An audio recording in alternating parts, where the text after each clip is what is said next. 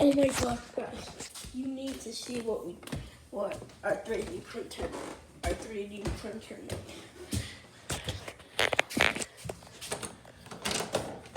The door.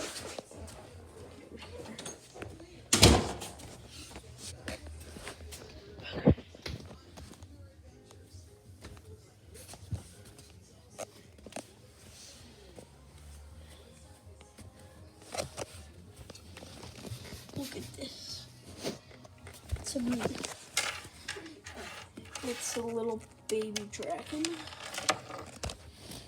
that I printed. The eyes are pretty detailed.